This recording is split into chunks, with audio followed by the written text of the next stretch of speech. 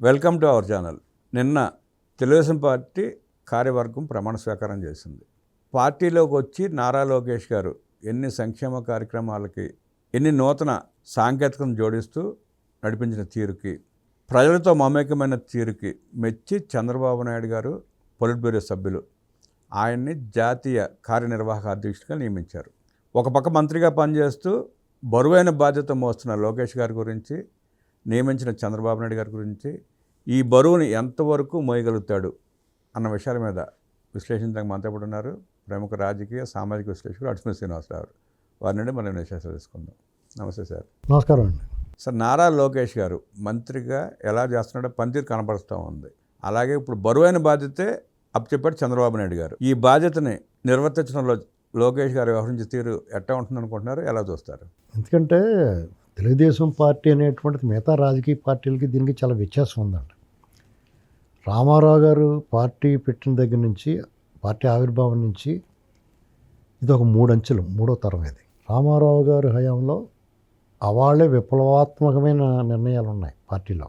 ఒక భావోద్వేగము, ఎమోషన్ తోటి అప్పుడున్న కాలమాన పరిస్థితుల ప్రకారం ఒక పార్టీ వ్యాఖ్యము, ఒక పార్టీకి అవకాశం ఉండి ఆయన కథానాయకుడిగా కూడా చరిత్ర సృష్టించిన వ్యక్తి, పురాణ పురుషుడి పాత్రలో కూడా ప్రజల గుండెల్లో ఉన్న వ్యక్తిగా ఆయన విశేషమైన ప్రజాదరణ పొందాడు. ఆయన కూడా సామాజిక విప్లవం తీసుకొచ్చాడు. ఒక రకంగా సామాజిక విప్లవకారుడిగా పరిపాలించాడు. ఆయన అనేక సంస్కరణలు తీసుకొచ్చాడు. ఆయన సంక్షేమానికి ఆద్యుడిగా మిగిలాడు. అయితే ఆయన విజయాలన్నీ కూడా ఎమోషన్, ఒక రకమైన భావోద్వేగం. తర్వాత చంద్రబాబు నాయుడు గారు ఆ పార్టీలో క్యాడర్ నిర్మాణం, తర్వాత అధికార మార్పిడి. చంద్రబాబు నాయుడు గారి చేతిలోకి వచ్చిన తర్వాత కూడా ఆయన తెలుగుదేశం పార్టీని ఫక్తు రాజకీయ పార్టీగా కాకుండా అభివృద్ధి, సంక్షేమాన్ని 2 బ్యాలెన్స్ చేసుకుంటా ఈ పార్టీ ఇలా మన్నిందంటే కారణం ఏంటంటే ఆయన కూడా తటస్థులకు అవకాశం ఇచ్చి ఎప్పటికప్పుడు కొత్త నీరుని ప్రవేశపెడతా క్యాడర్ నిర్మాణంలో ఆయన చాలా బాగా కృషి చేసి ఆ పునాదిరాళ్ళు పటిష్టం చేశాడండి. కాబట్టి మిగతా రాజకీయ పార్టీలకి దీనికి వ్యత్యాసం ఎందుకంటే, మిగతా రాజకీయ పార్టీ కార్యకర్తలు ఏదన్నా ఒక ఆదేశం తూచా తప్పకుండా వాళ్ళు మంచిగా చెడుని పోతూ ఉంటారు. తెలుగుదేశం అలా కుదరదండి. కార్యకర్త నచ్చకపోతే విమర్శిస్తారు. ఇప్పుడు జగన్మోహన్ రెడ్డి మావిగన్ అని అన్నాడు మొన్న. అందరూ కూడా మావిగన్ అంటున్నారు. తెలుగుదేశం అలాగే అంటారు. ఒకవేళ చంద్రబాబు గారిని అనమనండి, అలాగా ఒప్పుకోరండి. మావిగన్ ఏంటి, ఇష్టం ఏంటి అంటారు. వెంటనే విమర్శ. మీకు తెలుగుదేశం కార్యకర్తలు ఎలా ఉంటుందంటే అండి, చంద్రబాబు నాయుడు గారి మీద అపారమైన ప్రేమ. ఎన్టీ రామారావు గారు, చంద్రబాబు నాయుడు, వీళ్ళందరి మీద, నాయకుల మీద, బాబు గారనే కాదు, సీనియర్ నాయకులు, బాగా అగ్రెసివ్గా ఉండే నాయకులు, బాగా పనిచేసే నాయకుల మీద ప్రయత్నం ప్రేమ పెంచుకుంటారు. ఇంటి మనుషులుగా చూసుకుంటారు వాళ్ళు. ఒకవేళ పార్టీ ఎప్పుడైనా విడిచిపెట్టి వెళ్తున్నప్పుడు కూడా బాధపడిపోతారు. అసలు బయట పార్టీలోకి వెళ్ళినా కానీ ప్రేమిస్తారు. వాళ్ళు పార్టీని దూషించకుండా ఉంటే, ఇప్పుడు ఉదాహరణ రేవంత్ రెడ్డి గారు అంటే తెలుగుదేశం పార్టీ కార్యకర్తలు ఒక విశేషం అది. అలాంటి కార్యకర్తలు మన లోకేష్ గారు ఎక్కడికో టూర్ వెళ్ళాడు 2 రోజులు 3 రోజులు. మాకు చెప్పండి ఎందుకు వెళ్ళామని బయట వాళ్ళు విమర్శిస్తే వీళ్ళు కూడా విమర్శించారు. చంద్రబాబు నాయుడు గారిని కార్యకర్తలు కాకుండా అక్కడ భక్తులు ఉంటారు బాబు గారికి తెలుగుదేశం పార్టీలో. అది ఏ స్టేజ్లో ఉంటుందంటే, దేవుణ్ణి కూడా భక్తులు ఏం చేస్తాడు, ఒకసారి ప్రశ్నిస్తాడు, నిందిస్తాడు, దూషిస్తాడు. అవును. ఇప్పుడు నడిరేయి ఏ జాములోనో పాట విన్నారా మీరు? అవును, విన్నారా? అందులో ఆ పాట వినండి జాగ్రత్తగా మీరు. దేవుణ్ణి నిలదీసేస్తూ ఉంటాడు. నువ్వు మా కష్టాల కన్నీళ్లు తొడనప్పుడు కరుణామయుడన్న పేరు నీకు ఏంటయా, నీకు ఆ బిరుదు ఎంతయా నీకు? ఆ దేవుడి పాటలాగా ఉంటుంది. నడిరే ఏ జాములో స్వామి నిన్ను చేర దిగి వచ్చను, అలివేలు మంగమ్మ వస్తుంది, అలివేలు మంగమ్మని కలుసుకోవడానికి. అమ్మ నువ్వన్నా చెప్పు స్వామికి మా కష్టాల కన్నీళ్ళ గురించి, ఇలాంటివి అన్నమాట. ఒక అప్లికేషన్ పెడతా, నువ్వు ఎన్ని పట్టించుకున్నప్పుడు నువ్వు ఎలా దేవుడు అవుతావా బాబు అని చెప్పేసి కూడా అడుగుతూ ఉంటారు. అలాగే చంద్రబాబు నాయుడు గారిని కూడా వీళ్ళందరూ అలాగంటారు, ప్రశ్నిస్తారు. అసలు మామూలుగా విమర్శించరండి. మనం చంద్రబాబు నాయుడు గారిని తెలుగుదేశం కార్యకర్తల రూపంలో ఉన్నవాళ్ళు విమర్శిస్తున్నప్పుడు మనం తిట్టుకోకూడదు. అంటే మరీ ఎక్స్ట్రీమ్కి వెళ్ళిపోతే తప్పయ్యాన్ని మందలించాలి తప్ప, వాళ్ళు ఏంటంటే ఒక రకమైన ప్రేమ ఎక్కువైపోతే పైచ్యం వచ్చేద్ది. ప్రేమ ఎక్కువైతే కూడా పైచ్యం కింద మారుతుంది. అదే క్రమంలో చంద్రబాబు నాయుడు గారిని ఎవరన్నా ఆయన దూషిస్తున్నారని కూడా చాలా బాధపడిపోతారు. వీళ్ళు తిడతారు, మళ్ళీ ఒకసారి వీళ్ళే విమర్శిస్తారు. అసలు వాళ్ళు ఆయన ఏం చేయాలో కూడా వీళ్ళు చెప్తారు, పార్టీ ఏం చేయాలో కూడా. ఇలా ఉంటుందన్నమాట. అటువంటి కార్యకర్తల దగ్గర నెగ్గుకు రావటం అంటే చాలా కష్టం. ఎవడు మడితే ఆడికి పని జరగదు అలాగా. అందుకనే కార్యకర్త అధినేత వాళ్ళు ఎందుకు అంటున్నారంటే అది వాళ్ళకి తెలుసు. బాబు గారు చాలా జాగ్రత్తగా చాలా బ్యాలెన్స్ చేసుకుంటూ వచ్చాడు. లోకేష్ గారు కూడా చేయగలడు అనేటువంటి సందేహం అందరిలో ఉంది కదా. ఆ సందేహం ఆల్రెడీ ఆయన ఎప్పుడో పటాపంచలు చేసాడు. ఎందుకంటే 2014-19 మధ్యలో లోకేష్ గారు పార్టీ ఎమ్మెల్సీ తీసుకుని మంత్రి పదవి తీసుకున్నట్టు చాలామంది విమర్శించారు. ఈయన పార్టీ చూసుకోవాలి కదా. లోకేష్ గారు స్వయంగా సీఎం గారు కొడుకు, ఆ పొజిషన్ ఉన్నవాడు, అతను పార్టీని నిర్వహించుకుంటే జాగ్రత్త చూసుకుంటే అధికారంలో ఉండాల్సిన అవసరం ఏముంది, అతని పదవి అవసరం ఏముంది, పార్టీ నడిపించుకోవాలి కదా అని విమర్శ. అది సహేతుకమే, కరెక్టే. దాని ఫలితం చూసాం మనం. తర్వాత కూడా ఆయన మీద చాలా విమర్శలు చేశారు, అయిన వాళ్ళు కాని వాళ్ళు. కానీ మంత్రిగా పనితీరు బాగా కనబడుతుంది. ఆయన మంత్రిగా చాలా ఎక్స్ట్రాడినరీ వర్క్ చేశాడు, చాలా బాగా పనిచేశాడు. అయినా సరే ఈ విమర్శల దాడి ప్రత్యర్థులతో పాటు అయిన వాళ్ళు కూడా మాట్లాడారు, పెదవి విరిచారు, ఆయన మీద నెట్టేశారు నెపాన్ని, ఓటమి నెపాన్ని ఆయన మీద నెట్టేశారు. ఇలా చాలా రకాలు చేశారు, అన్నీ భరించాడు. తర్వాత ప్రత్యర్థులు అయితే ఇంకా భయంకరమైన దాడి చేశారు, ఆయన ట్రోలింగ్ చేశారు, రకరకాలుగా చాలా కించపరిచారు. ఇంకోళ్ళు అయితే వదిలేసిపోతారు. అతను నిలబడి పార్టీ ఓడిపోయిన మంగళగిరి లాంటిది ఎంచుకోవడమే ఒక దుస్సాహసం. తెలుగుదేశం పార్టీ ఆవిర్భవించిన తర్వాత 2 సార్లు గెలిచింది అక్కడ. అది మొదట్లో ఎన్టీఆర్ ప్రపంచంలో గెలిచింది. అలాంటి చోట అంటే తర్వాత కూడా గెలిచింది, కానీ అది పొత్తులో పోయేది సిపిఎం వాళ్ళకనే. అయితే అలాంటి చోట ఎంచుకుని కుల బలం లేకుండా, సాధారణంగా ఎవరిని ఏం చేస్తారు, కులం బాగా మన వాళ్ళు ఎంతమందినో చూసుకుని నిలబడతారు. జగన్ రెడ్డి ఇలాంటి వాళ్ళు అందరూ చూడండి, మంచి బలంగా చూసుకుని నిలబడతారు. దుస్సాహసం కదా అక్కడ. సహజంగానే అప్పుడున్న గాయాలు ఓడిపోతే ఎంత ఎగతాళి చేశారండి. మాటకు ముందు వెనకాల మంగళగిరిలో ఓడిపోయి నువ్వు మాట్లాడతలేవులే, ఇలాంటి మాటలు మాట్లాడేవారు. ఎక్కడ ఇప్పుడు ఓటమికి కృంగిపోకుండా నిలబడి లైన్ హార్ట్ తోటి నిలబడాలండి. ఎవడన్నా ఓటమికి ఎదురెళ్ళి విజయం ఎదురైనప్పుడు తల ఉంచుకోకూడదు, నువ్వు నిలబడి మళ్ళీ తిరిగి పడిపోయినా లేచి నిలబడి పోరాడాలి. ఆ పని చేసాడు అతను. అక్కడే అతను మార్కులు పడ్డాయండి. పాదయాత్ర వల్ల కంటే బిఫోర్ దట్ ప్రతి అంశంలో నేను ఉన్నాడు, ముందుకు వచ్చాడు. ఏ కార్యకర్త కష్టం వచ్చినా ముందు నిలబడ్డాడు. యుద్ధంలో ముందు నిలబడి యుద్ధం చేశాడు. సాధారణంగా రాజులు వెనకాల నిలబడతారు, రాజులతో యుద్ధం చేస్తారు యుద్ధ నీతిలో. ఈయన అలా కాదు, ఈయనే ముందు నిలబడి యుద్ధం చేశాడు. అనేక అవమానాలు ఎదుర్కొన్నాడు. రాంగ్ హ్యాండ్లింగ్ చేశారు పోలీసు వాళ్ళు. ఎక్కడికైనా వెళ్ళాలన్నా నిర్బంధించి వెళ్ళనివ్వకుండా ఆపి దురుసుగా మాట్లాడారు. ఇలాంటి పరిస్థితుల్లో ఆయన పాదయాత్ర ఎంచుకున్నప్పుడు అప్పటికింకా పాదయాత్రను మొదలుపెట్టే సమయానికే చాలా ట్రాన్స్ఫర్మేషన్ వచ్చింది, ఆయన చాలా మార్పు వచ్చేసింది. 2021 ప్రాంతానికి మనిషి రూపురేఖ లావణ్యాలు మారిపోయినాయి, భాష మారిపోయింది, మనిషి ఒక రకంగా చూడటానికి లుక్ చాలా డిఫరెంట్గా కనిపించాడు. చాలామంది నాకు తెలుగుదేశం ఛానల్లో, తెలుగుదేశం పేపర్లో, తెలుగుదేశం అని అనిపించుకున్న వాళ్ళు కూడా లోకేష్ గారు ఇది 14-19 మధ్యలో ఫోటోలు వేస్తూ ఉంటారు. ఇప్పుడు కత్తి కసక్కలో ఉన్న ఫోటో వేయచ్చు కదా, ఎందుకేరండి అంటే లోకువ ఇంత గొప్ప పనులు చేస్తున్నాడు, మంచి యూత్గా ఎదుగుతున్నాడు లీడరు. ఓ పక్కన ఎన్టీ రామారావు గారు, చంద్రబాబు నాయుడు గారు, బాలకృష్ణ గారు, వీళ్ళ బ్యాకింగ్, వాళ్ళని దాటుకుని వెళ్ళే ప్రయత్నం, వాళ్ళని అధిగమించే ప్రయత్నం చేసి తీరాలి. అతను పెద్ద టాస్క్ అది. అంత చేసినోడు మనం ఊతం ఇచ్చి సపోర్ట్ చేయాలి కదా. అప్పుడు ఇంట్లో పడుకుని పని చేయట్లేదు అనుకోండి, వాళ్ళ పేరు చెప్పుకుని బతుకుతుంటే మనం అనుకోవచ్చు. అతను ఇండివిజువల్గా తాను ప్రూవ్ చేసుకుంటున్నప్పుడు ఆ ముగ్గురిని మెప్పించాల్సిన పరిస్థితిలో అతను ఆ ప్రయాణం, తన లక్ష్యాన్ని ఆ రకంగా నిర్ణయించుకున్నప్పుడు సపోర్ట్ చేయాలి కదా. పాదయాత్రకు ముందే అతను ఎస్టాబ్లిష్ అయ్యాడండి. యాక్చువల్గా యూత్ని ఆకట్టుకున్నాడు. అతను కేడర్లో ఒక విశ్వాసం కల్పించాడు, కేడర్లో నమ్మకం కల్పించాడు. అతను పాదయాత్ర స్టార్టింగ్ అప్పుడు కథ విరిచారు చాలామంది, ఏం వద్దులే అని. మన అయిన వాళ్ళు కూడా అతన్ని ఎంకరేజ్ చేయాల. మెల్లగా తను నిర్మించుకున్నాడు, ఇటుక. పాదయాత్ర సక్సెస్ కంప్లీట్ అవుతుంది. ఆ టైంలో ప్రజల్ని తను తెలుసుకుందామని వచ్చాడు, కానీ ప్రజలు తెలుసుకున్నారు అతన్ని. కుర్రాడు బాగున్నాడు కదా, అతను చాలా మంచిగా ఉన్నాడు, చక్కగా మాట్లాడుతున్నాడు.